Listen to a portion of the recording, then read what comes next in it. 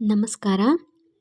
ಇವತ್ತು ನಾವು strawberry and ಮಿಲ್ಕ್ನ ಇಟ್ಕೊಂಡು ಫೇಸ್ ಪ್ಯಾಕನ್ನು ತಯಾರು ಮಾಡ್ಕೊಳ್ಳೋದು ಹೇಗೆ ಅಂತ ನೋಡ್ಕೊಳ್ಳೋಣ. ಅದಕ್ಕೆ 2 ಸ್ಟ್ರಾಬೆರೀಸ್ ಬೇಕಾಗುತ್ತೆ. ಅದನ್ನು ಫಸ್ಟು ಅದ್ರ ಮೇಲಿರೋ ಈ ಥರ ಎಲೆಗಳನ್ನೆಲ್ಲ ಒಂದು ಸೈಡಿಗೆ ತೆಕ್ಕೊಬಿಟ್ಟು ಅದನ್ನು ಪೂರ್ತಿಯಾಗಿ ಒಂದು ಕಡೆ ಇಟ್ಕೋಬೇಕು. ಈ ಥರ ಕಟ್ ಮಾಡಿ ಚಿಕ್ಕ ಚಿಕ್ಕ ಪೀಸಸ್ಗಳಾಗಿ ಈ ಥರ ಕಟ್ ಮಾಡಿ ಇಟ್ಕೊಂಡ್ಮೇಲೆ ಇದರ ಜೊತೆಗೆ ಸ್ವಲ್ಪ ಹಾಲನ್ನು ಸೇರಿಸ್ಕೋಬೇಕಾಗತ್ತೆ. ಹಾಲು ಒಂದು 4 ಟೇಬಲ್ ಸ್ಪೂನಷ್ಟು ಆದರೆ ಸಾಕಾಗತ್ತೆ. ಅದನ್ನು ಒಂದು ಮಿಕ್ಸಿ ಜಾರ್ಗೆ ಹಾಕ್ಕೊಂಡು ಸ್ಮೂತ್ ಪೇಸ್ಟಾಗಿ ರುಬ್ಕೋಬೇಕಾಗತ್ತೆ. ಅದಾದ ನಂತರ ಫೇಸ್ಗೆ ಈಗ ಅಪ್ಲೈ ಮಾಡ್ಕೊಳ್ಳೋಣ.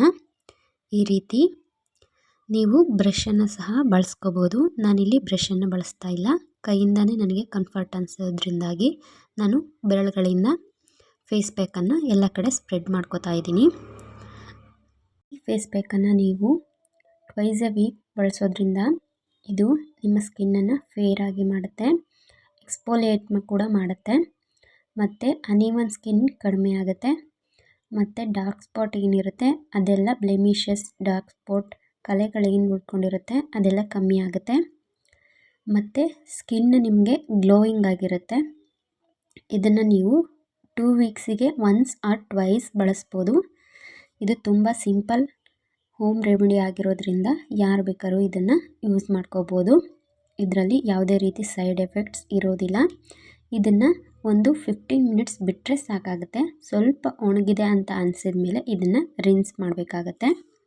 ಫೇಸ್ ಪ್ಯಾಕನ್ನು ನೀವು ಬಳಸೋದ್ರಿಂದಾಗಿ ಸ್ಕಿನ್ ಟೈಟ್ ಆಗುತ್ತೆ, ವೈಟ್ ಆಗುತ್ತೆ, ಮತ್ತು ಬ್ಲೆಮಿಷಸ್ ಫ್ರೀಯಾಗಿ ಕ್ಲಿಯರಾಗಿ ಗ್ಲೋಯಿಂಗ್ ಆಗಿ ಆಗುತ್ತೆ. ಈಗ ನೋಡಿ, ಈ ಥರ ಸ್ವಲ್ಪ ಅಂಟಂಟಾಕಿದ್ರೂ ಕೂಡ ಇದನ್ನು ತೊಳಿಬಾರ್ದು. ಪೂರ್ತಿಯಾಗಿ ಈ ಥರ ಡ್ರೈ ಆಗಿರಬೇಕು. ಈಗ ತೊಳೆದ ನಂತರ ಈಗ ಫೇಸ್ ವಾಶ್ ಮಾಡಿದಾದ ನಂತರ ನನ್ನ ಫೇಸ್ ಹೇಗೆ ಕಾಣಿಸ್ತಿದೆ ಅಂತ ಡಿಫ್ರೆನ್ಸ್ ನಿಮಗೆ ಕಾಣಿಸುತ್ತೆ. ಇದು ಫಸ್ಟ್ ವಾಶಲ್ಲೇ ನಿಮಗೆ 2 ಶೇಡ್ ವೈಟ್ ಸ್ಕಿನ್ ಆಗಿ ನಿಮಗೆ ಬ್ಲೆಮಿಷಸ್ ಫ್ರೀಯಾಗಿ ಕಾಣಿಸುತ್ತೆ. ನಿಮಗೆ ರಿಸಲ್ಟ್ ಇನ್ಸ್ಟೆಂಟಾಗಿ ಗೊತ್ತಾಗುತ್ತೆ. ನೋಡಿ, ಈ ರೀತಿ ಕಾಣ್ತಿದೆ.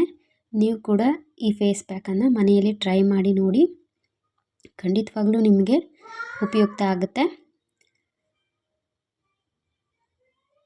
ಇದರ ರಿಸಲ್ಟ್ ಕೂಡ ತುಂಬ ಚೆನ್ನಾಗಿದೆ. Thanks for watching.